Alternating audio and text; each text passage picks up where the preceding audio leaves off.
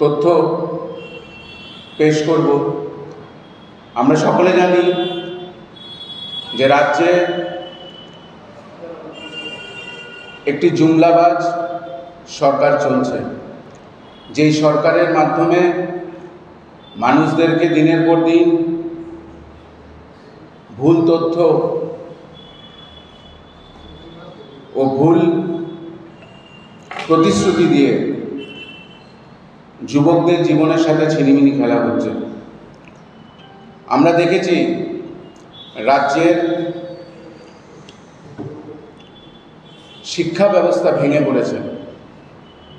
আমরা দেখেছি রাজ্যের প্রায় 90% স্কুলে শিক্ষক নেই।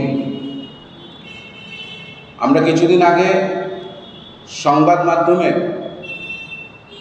একটি এপিসোড দেখেছিলাম, যারা স্কুলের মাঠে কিছু বাচ্চা পড়াশোনা করছে এবং সেই স্কুলের টিচার নেই। সেই স্কুলে ব্লুটুথের মাধ্যমে একটি সাউন্ড বক্স রেখে সে দিয়ে পড়াশোনা করানো হচ্ছে। আজকে রাজ্যের বেকারত্বের হার রেকর্ড ছোঁয়া। আমরা যদি দেখি দেশের হার 10.4% আর রাজ্যের হার 14.7%, নর্থ ইস্টের মধ্যে দ্বিতীয়, যেটা কখনো ইতিহাসে ত্রিপুরাতে কখনো এই চিত্র দেখিনি। আমাদের প্রশ্ন যে রাজ্যে যখন শিক্ষক সংকট, রাজ্যের মুখ্যমন্ত্রী তখন মাঠে মাঠে গিয়ে ক্রিকেট বল দিয়ে ক্রিকেট টুর্নামেন্ট উদ্ঘাটন করছেন। কোনো কোনো স্কুলে দেখা গেছে যে বড় ক্লাসের স্টুডেন্টসরা ছোট ক্লাসের ছেলেদেরকে মেয়েদেরকে পড়াশোনা করাচ্ছে। মিড ডে মিলের ব্যবস্থা শেষ। মিড ডে মিল স্টাফরা প্রায় 6 মাসের ওপরে আজকে বেতন ভাতা পাচ্ছে না। কোনো রকম নিয়োগ নেই। ভুয়ো অ্যাডভার্টাইজমেন্ট দিয়ে রাজ্যে নিয়োগ ব্যবস্থার স্বপ্ন দেখিয়ে যুবকদেরকে পরীক্ষা দিতে বলা হয় এবং পরীক্ষার পরে আমরা দেখেছি যে কোনো রকম নিয়োগ হচ্ছে না, যার দরুন 5 বছর, 3.5 বছর, 4 বছর ধরে ছেলেরা পরীক্ষা পাশ করে আজকে বেকার, ডিপ্রেশনে এবং রাস্তায় যখন তারা প্রতিবাদ করতে নামে তাদেরকে পুলিশকে দিয়ে পেটানো হয়। রাজ্যের যুবকদের জীবন অন্ধকার করে দেওয়া হচ্ছে। রাজ্যে যদি এই সরকার যুবকদের স্বার্থে কিছু করেছে, তা হয়েছে যুবকদের হাতে লাঠি সোঁটা তুলে দিয়েছে, যুবকদের হাতে ড্রাগস তুলে দেওয়া হচ্ছে। আমরা দেখেছি ওরা অনেক ইন্টারভিউতে বলে যে ওরা 2000 চাকরি দিচ্ছে, 3000 চাকরি দিচ্ছে, 4000 চাকরি দিচ্ছে, কিন্তু আমরা দেখেছি যে তারা চাকরি না, তারা একটা ভুয়ো নাটক মঞ্চস্থ করে এবং এই নাটকের পরে যখন নিয়োগ করার টাইম আসে তখন সবাই চুপ। খালি শিক্ষার জায়গায় না, আমরা দেখেছি তারা এই রাজনীতিটাকে খেলাধুলার মাঠে পর্যন্ত নিয়ে গেছে।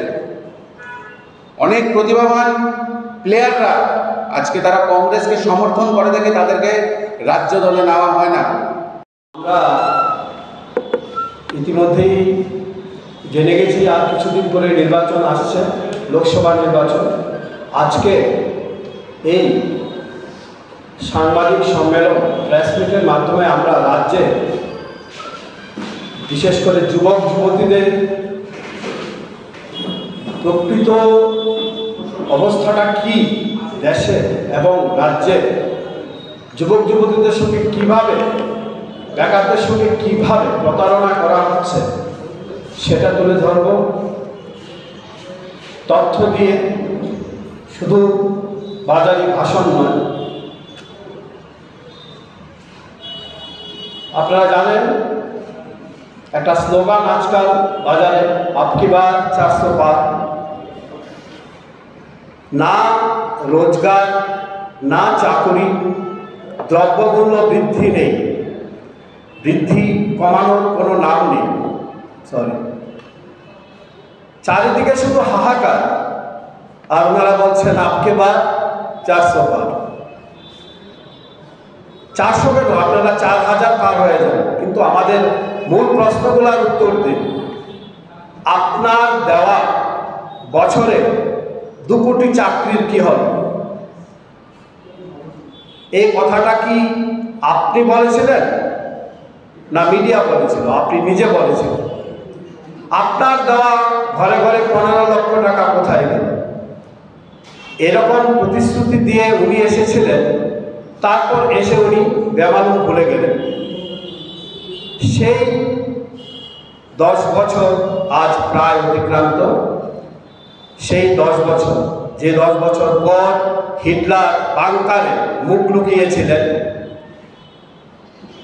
তারপরও আত্মরক্ষা করতে না পেরে সুইসাইড করেছিলেন, সেই 10 বছর সমাগত।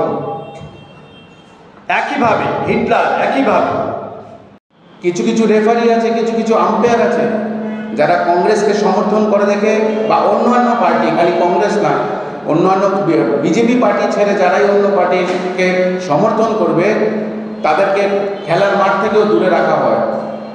যুব কংগ্রেস তার ধিক্কার জানায় এবং সঠিক তথ্য এবং ভুয়ো তথ্যের মধ্যে যে ডিফারেন্সটা, সেই ডিফারেন্সটা আমরা আজকে আমাদের রাজ্য দলের মুখপাত্র শ্রী পার্থ আচার্যি বিস্তারিত আপনাদেরকে সেই তথ্যগুলো নিয়ে বাকি ঘটনা বলবেন। আমি আমার মাইক ওনাকে হস্তান্তর করছি, বাকি কথাটা উনি ওনার মতন উইথ স্ট্যাটিস্টিক্স বলবেন। আমরা আগেও বলেছি যে আমরা জোটের পক্ষে এবং আমরা জোটের প্রার্থী নিয়েছি। আমাদের সিনিয়র লিডার এবং কোর কমিটির লিডার তিনি থেকে যে নির্দেশ দেবেন আমরা সেই নির্দেশে এগোবো। একটু আগে বিজেপির পক্ষ থেকে সাংবাদিক সম্মেলনে বলা হয় যে বিরোধীরা 2টি আসনে সর্বসাকুল্যে 1 লক্ষের মতো ভোট পাবে না, এই বিষয়ে কি বলবেন? দেখুন, ওরা কলকাতাতে অনেক কথা বলেছিল, ওরা দিদিকে ব্যঙ্গ করে অনেক কথা বলেছিল। ওরা নিজে জানে যে ওদের মাটির নিচে থেকে, ওদের পায়ের নিচে থেকে মাটি সরে যাচ্ছে। ওরা নিজেরাই জানে যে দিনের পর দিন ওদের সমর্থকরা ওদেরকে চিঠি করে চলে যাচ্ছে। তার জন্য ওরা ব্যস্ত দল এবং বিরোধী দলের লিডারদেরকে পয়সা দিয়ে কিনে নেওয়ার জন্য। ওদের আর কোনো কাজ নেই, ওরা এখন কিনা বেচার ব্যবসায় ব্যস্ত আছে।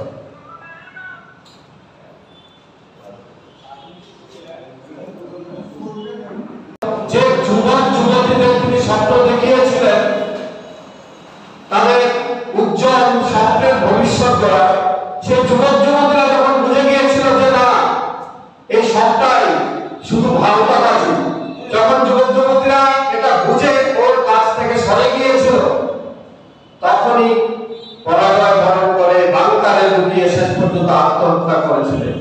সেই 10 বছর আজ সমাগত। প্রতিনিয়ত আমাদের যৌবনের সাথে মিথ্যা কথা বলা হচ্ছে, মিথ্যা প্রতিশ্রুতি দেওয়া হচ্ছে। কয় বছর? 10 বছর অতিক্রান্ত হয়ে গেছে। আমাদের রাজ্য সরকার একই কায়দা গত 6 বছর ধরে রাজ্যের বেকারদের সঙ্গে এই ঠকবাজি খেলা খেলে চলেছে। একের পর এক আমাদের যুব কংগ্রেসের সভাপতি নীল বলেছে, বিজ্ঞাপন দেওয়া হয়, ঢালাও সে প্রচার করা হয়, চাকরি দেওয়া হচ্ছে, তারপরে পরীক্ষা নেওয়া হয়, অনেক টাকা, কষ্টের উপার্জিত টাকা বেকার যুবক যুবতী ভাইরা দেয়, কিন্তু পরীক্ষা রেজাল্ট হয় না, রেজাল্ট হলে চাকরি হয় না, চাকরি হলেও সে চাকরি বাইরে চলে যায়, মালদার আম খেতে খেতে চাকরির অফার বন্টন করে। আমি আজকে ক্যাটাগরিক্যালি কিছু তথ্য তুলে ধরব, ভাষণবাজি করে লাভ নেই। তথ্যগুলি আমি এই প্রেস কনফারেন্সের মাধ্যমে আমার রাজ্যের যুবক যুবতীদের কাছে তুলে ধরতে চাই। আমি ভালো করেই জানি যে আপনারা আমার চেয়ে আরো ভালো জানেন, কিন্তু অন্ধ ভক্তরা, ধর্ম উন্মাদরা রামের নামে এরকম পাগল হয়ে গেছে যে রাম নিজেও লজ্জা পাচ্ছে। প্যাকেটেই খাবার, চারিদিকে আধার, এখন সকাল চারিদিকে শুধুই আধার, বিধি আপকে বার 400 পার, কিছুতেই হচ্ছে না বন্ধু জেনে নেই। কারণ এই জুমলা সে ধরা পড়ে গেছে, সবার মোবাইলে সবার মনে কি সে দেখো কিভাবে যুবকদের সঙ্গে আমাদের রাজ্যে, এটা শুধু একটা সিনপসিস, একটা ছোট্ট অংশ, এর আরো বড় কাহিনী রয়েছে যা এই ছোট্ট সময় তুলে ধরা সম্ভব নয়। বহু পদ খালি, বিজ্ঞাপন হচ্ছে, পরীক্ষা হচ্ছে, চাকরি হচ্ছে না, চাকরি চলে যাচ্ছে বাইরে। রাজ্যে বেকার ঠকানোর খেলা, বেকারদের সাথে চতুরতার মাধ্যমে ঠকবাজি খেলছে এই রাজ্য সরকার। আর এই চতুরতা খেলার জন্য তারা আশ্রয় নিয়েছেন পিপিএসসি, টিআরবি, জেআরবি। মেধাবান যুবক যুবতীরা বয়স উত্তীর্ণ হয়ে যাচ্ছে, যেদিন পরীক্ষা দিচ্ছে তারপর বয়স উত্তীর্ণ হয়ে যাচ্ছে, পরীক্ষার রেজাল্ট আর হচ্ছে না। চাকরির নামে তারা অনেক টাকা জমা দিচ্ছে, একের পর এক, সেই টাকা কোথায় যাচ্ছে? পরীক্ষা হচ্ছে, চাকরি রেজাল্ট হচ্ছে না, চাকরি হচ্ছে না, অথচ টাকা কোথায় যাচ্ছে? ত্রিপুরা ইঞ্জিনিয়ারিং সার্ভিসের প্রিলিমিনারি পরীক্ষার কথা ইতিমধ্যে আপনারা জানেন। প্রশ্ন এরকম করা হয়েছে, সিলেবাস বহির্ভূত, যে এর মধ্যেই কেস হয়ে গেছে, এই চাকরি আর হচ্ছে না। আমরা বলবো ইচ্ছে করে সরকার এগুলি করছে, ওরা কিছুই জানে, ওরা কিছুই বুঝে না। ইতিমধ্যে আমার যুব বন্ধু বলেছেন শিক্ষা দপ্তরে কি হচ্ছে, সবটা উনি বলেন একই ব্যাপার, তারা কিছুই বুঝে না। শিক্ষা দপ্তরেই একমাত্র চাকুরির একটা আশ্রয় ত্রিপুরা রাজ্যের ছেলে মেয়েদের, ওখানে কিন্তু ট্যাগের মাধ্যমে চাকরি বন্ধ হয়ে গেছে। কেন বন্ধ হয়ে গেছে? 12 পাস করা ডিএলএড তারা শুধু প্রাইমারি টিচারের চাকরি করবে, উচ্চ যোগ্যতার তারা চাকরি করতে পারবে। কিন্তু এই সরকার না বুঝে নাকি দিয়ে দিয়েছে উচ্চ যোগ্যতা সম্পন্ন যারা পাবে। তাই এখন হল নোটিশ এসে গেছে, কোন ট্যাগের মাধ্যমে আপাতত বন্ধ। ওরা বুঝেনি, ওরা উচ্চ শিক্ষিতদের মানে গ্রাজুয়েট, পোস্ট গ্রাজুয়েট, বিএড তাদের চাকরি দিয়ে দিয়েছে প্রাইমারি টিচার। এটা হয় না, প্রাইমারি টিচার তারাই হবে যারা 12 pass, 50% and B Ed, higher qualified হবে না। ওরা নাকি বুঝে, ওরা কিছুই বুঝে না। ওরা এটাও বুঝে না সিবিএসসি বাংলা মাধ্যমে হয় না। তারপরে এই সমস্যাটা তৈরি করেছে। তারপর দেখুন জেআরবি নিয়োগ, একই জিনিস প্রমাণিত। গ্রুপ সি পদের চাকরি চলে গেছে বহিরাজ্যেও, তাহলে পিআরটিসি বাধ্যতামূলক কেন করা হয়েছিল? সবকিছুই জুমলা। যাদের চাকরি গেছে তাদের নাকি অনেকে চাকরি করছে না, অফার অ্যাকসেপ্ট করছে না। তাহলে এখানে খেলাটা দেখুন, ওয়েটিং লিস্ট দেওয়া হয়। বন্ধুরা একটু ভালো করে বুঝবেন, রাজ্যবাসীর কাছেও আমার আবেদন, জেআরবিটির কোনো ওয়েটিং লিস্ট নেই। যারা অফারটা অ্যাকসেপ্ট করবে না বা চাকরি পেয়ে যাবে, এই জন্য এই চাকরিটা করবে না, তাহলে এই পোস্টটা কোথায় যাবে? ওয়েটিং লিস্টের থেকে কেউ একজন আসবে, ওয়েটিং লিস্টে তো নেই, তাহলে কাকে চাকরি দেবো?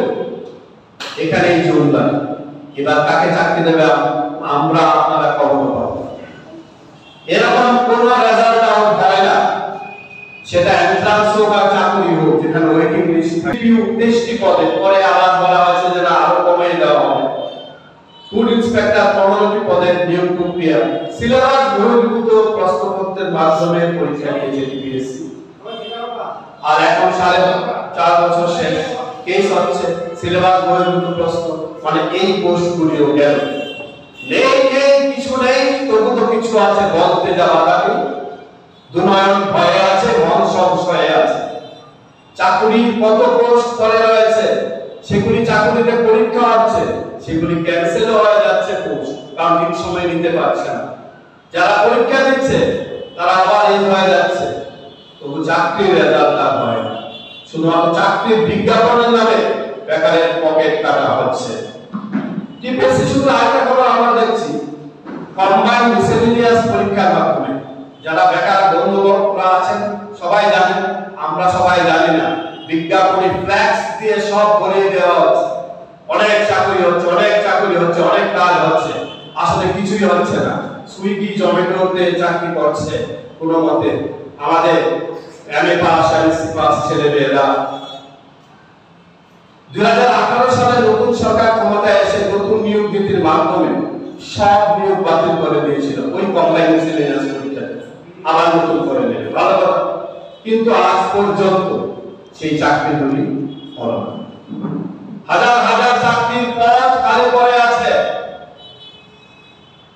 অথচ আমার রাজ্যের বেকার ভাইবোনেরা চাকরি পাচ্ছে না। হাজার হাজার পদ।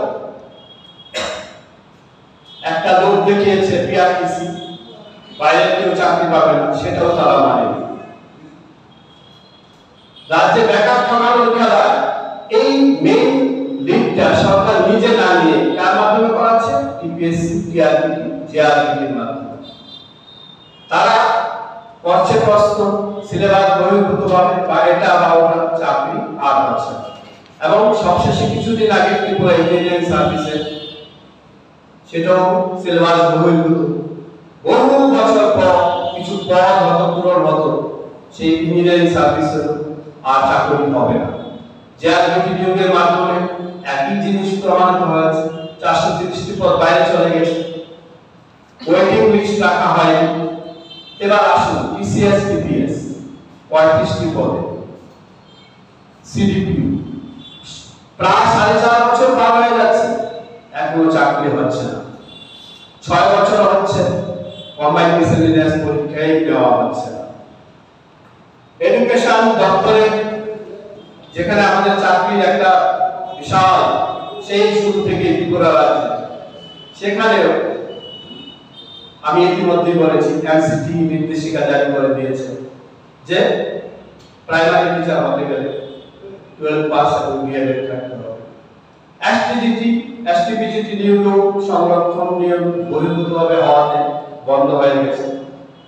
আর সবশেষে যেটা বলবো, রাজ্যের প্রাথমিক স্কুলগুলিতে শিক্ষক সংকট আপনারা জানেন প্রচুর। বর্তমান সময়ে আমরা কাগজটা আপনাদের দিয়ে দেব, 13,000 জন শিক্ষক রয়েছে, 24,000 পদ আছে, তার মানে প্রায় 14,000 পদ খালি পড়ে রয়েছে। বেকারের চাকরি নেই, 14,000 পদ খালি। কি করবে এগুলি দিয়ে? বিক্রি করে দেবে। রেল বিক্রি হয়ে গেছে, এলআইসি বিক্রি হয়ে গেছে, আর বাকি শুধু আমার আপনাকে বিক্রি করা। চাকরির তো প্রশ্নই নেই, শুধু আমাকে আর আপনাকে বিক্রি করাটা তাদের বাকি আছে। সব চাকরি আদানি আম্বানির হাতে তুলে দেবে, আর আমরা হা করে তাকাবো আর বলবো আপকে বার 400 পার। বন্ধু, সেই দিন এসে গেছে, সেই হিটলার সাজার, হিটলার হওয়ার স্বাদ তোমার পূরণ হবে না। হিটলার স্বয়ং এই দেশকে খেপাতে চায়নি, আর তুমি তো পৌঁছায়। আজকে এই প্রেস মিটের মাধ্যমে আমি আমার রাজ্যের যুবক যুবতীদের অনুরোধ করছি, তোমরা জানো এই সরকার কোনো চাকরি দেবে না। এর মধ্যে কিছু পুলিশ এক্সিকিউটিভ পদে 7,000 না 8,000 টাকা বিনিময়ে ওরা চাকরি দেবে বলে ইন্টারভিউ প্রসেস শুরু করেছে। ঘরে ঘরে ছেলে মেয়েরা চাকরি পাবে বলে দৌড়াচ্ছে। এমনকি এমনও কথা উঠেছিল মিডিয়ায়, চাকরিগুলি লোকসভার আগে দিয়ে দেবে, তাই তাড়াতাড়ি কাগজ জমা দিতে। ইনোসেন্ট ছেলে মেয়েরা তারা দৌড়ে আসলো, they will get a job, they will get a life, কিন্তু হলো না চাকরি লোকসভা নির্বাচন। তাই আজকে যুব কংগ্রেস, আমাদের স্টুডেন্টস ইউনিয়ন, এনএসইউআই এবং প্রদেশ কংগ্রেস তরফ থেকে আমি সবার কাছে আবেদন করব, তোমরা জাগো, নতুন দেশ গড়তে হবে, সময় এসে গেছে, এই সুযোগ বারবার আসবে না। ধন্যবাদ।